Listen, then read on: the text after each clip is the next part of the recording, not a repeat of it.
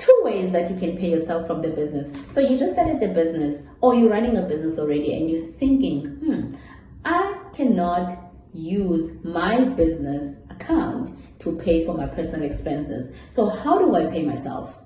Do I pay myself a salary, or do I use another alternative way, which I'm going to discuss at the end of this video? So let's talk about a salary. What does it mean for you to draw up a salary? What are the advantages, and what are the most important considerations that you need to think about before you actually go for the salary? And also, what is the other alternative that you can start thinking about in order for you to derive financial compensation from your business?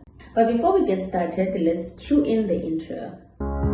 I am Babalwa the Accountant. In my YouTube channel, I share tips and tricks on how you can utilize digital platforms to grow your small business. If this is the kind of content that you enjoy, please subscribe to my channel. So let's talk about salary structure. What does it mean to say I have a salary? As a company, how is it structured? If you've worked for a company, you know that it's called a cost to company. How much is the company's cost of having you as the head? So that is referred to as cost to company. The cost to company is broken down into different expenses that the company incurs when they have you as their employee. Okay, so the first one that you are also going to see on the payslip is going to be a basic salary. That basic salary is what the pay as you earn taxation is going to be based on. And also unemployment insurance fund, which is the UIF, is also going to be based on that base salary which the company is employing on. On the cost to company, we're going to encompass a pension fund or a provident fund that the company is going to be contributing, or you are also going to be contributing to. A medical aid, if the company is going to be contributing to the medical aid, then that is also worked out into the cost to company as well. That what encompasses your whole package. If the company is planning on paying any bonuses to you at the end of the year, or at your employment anniversary, or it doesn't matter when they pay the bonuses, that bonus also forms part of the cost to company. On the basis, it will be the provident fund, the UIF, the payee, and the skills development levy. Skills development levy is paid by the company. So that is also what the company is going to calculate as the cost to company for having you as the employee. So you need to work out how much the cost to company for you employing yourself into your business is going to be.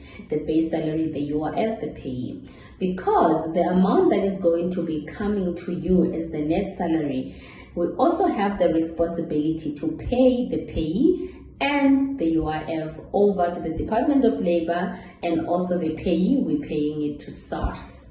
So that's the consideration that you need to make sure, working out the package that you are going to offer yourself in the business.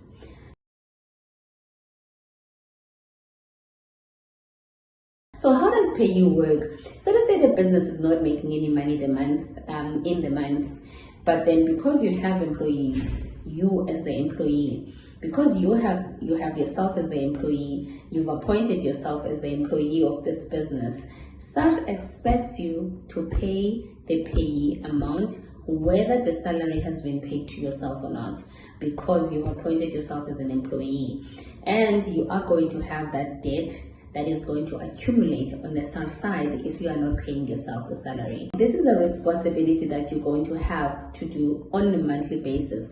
Whether there is money or whether there is no money, you're going to have to make sure that the payee is paid to SARS. So that's the one consideration that you need to make, is the tax debt that you are imposing on yourself as a small business owner when you are choosing to draw up a salary or draw up a salary in the business.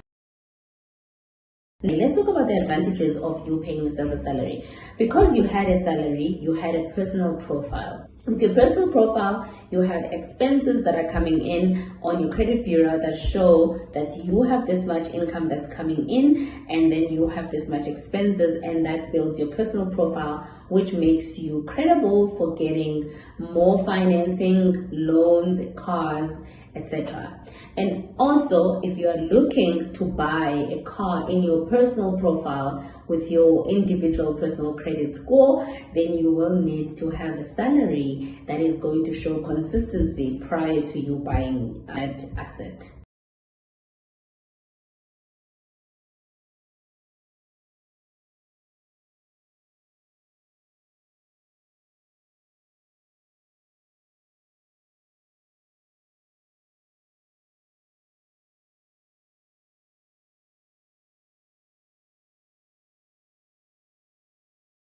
One thing that you need to be doing in your business before you draw up a salary is to do a salary budgeting.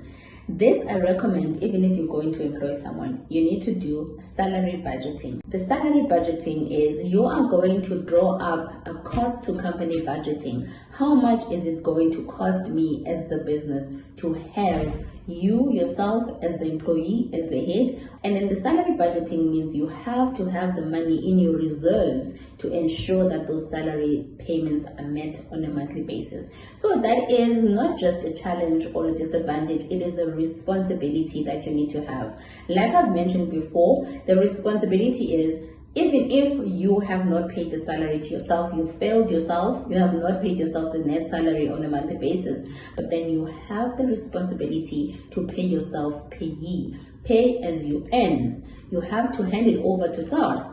It is a deduction that you're going to pay, whether you receive the salary or whether there's money or not. That pay as you earn accumulates.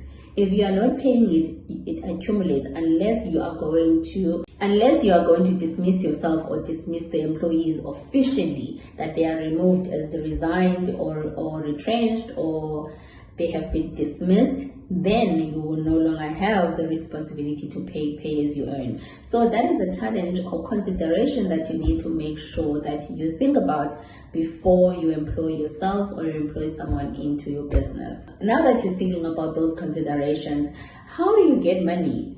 One thing that we don't recommend is someone paying themselves from the business directly, swiping their personal expenses, because I said in the previous videos that you need to separate the business expenses from your personal expenses. So separating the business expenses from the personal expenses means that you need to have a clear view of how your business is operating, and then you need to make sure how the money is being spent in the business so you can have real life data to grow your business and make sure that your business is in financial health. We know that we do business because we want money, right? We want to have financial gain of some sort.